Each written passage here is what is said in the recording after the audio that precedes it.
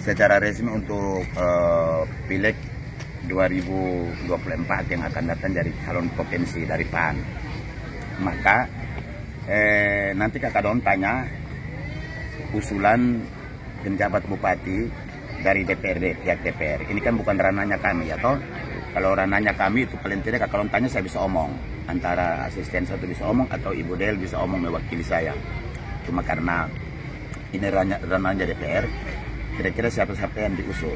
Jadi kalau saya dengar saja itu ada fraksi mengusulkan 7 nama.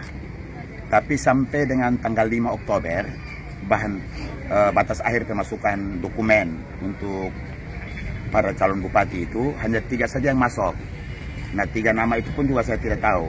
Nah itu hanya ada 3 yang masuk. Nah sehingga Ibu Del juga tidak tahu, saya juga tidak tahu, Pak Asisten Satu juga tidak tahu karena itu ranah DPR. Dan nanti Kakak Don tanya Pak Mantaun atau Pak Mat. Lalu nanti 3 itu diusulkan ke Menteri Dalam Negeri, Gubernur juga usul 3 nama. Nah itu 3 nama itu juga belum ada bocoran yang saya tahu dari Gubernur. Kira-kira siapa yang diusulkan. Nah nanti 3 nama lagi dari Kementerian Dalam Negeri. Jadi dari 9 nama itu diusulkan ke Sekretariat Negara, baru Sekretariat Negara nanti kasih keluar 1. Nah cuma ini alur punya ini agak sedikit lain. Dia bukan pada batas akhir, itu soal. Batas akhir ini kan nanti pada 31 Desember. Betul ya? Pada 31 Desember. Cuma karena batas akhir ini sampai di tanggal 4 November itu kan saya sudah mengundurkan diri.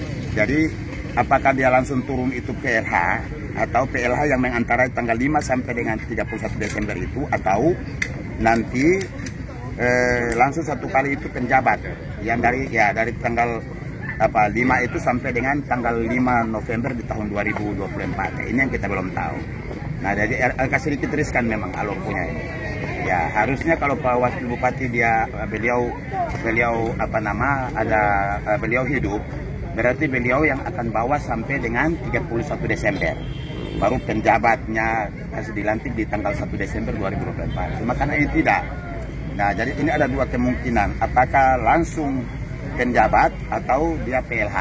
PLH dulu sampai 31 Desember, baru penjabatnya turun. Tapi kalau dianggap bahwa makan waktu dan berbelit-belit prosesnya, paling tidak diusulkan yang sudah 3 nama yang sudah diusulkan dari kabupaten, provinsi 3, lalu dari kementerian 3 ini paling tidak dia akan keluar secara keseluruhan, mungkin langsung 1 kali dari penjabat. Nah penjabat berarti paling tidak tanggal 5 atau tanggal 5, 6, 7 sudah bisa dilantik. Nah ini. Nah itu antriannya Pak, dari penjabat mulai lantik itu sampai dengan 1 tahun. Sampai selesai 1 tahun, baru apakah diperpanjang lagi sebelum masuk pada pemilu kada, apakah diperpanjang atau selesai. Inilah yang nanti akan dilihat. Nah untuk itu rasa hormat terima kasih juga buat teman-teman wartawan semua yang selama ini bersama saya menggores hal-hal yang kalau menyakiti hati teman-teman, saya mohon maaf.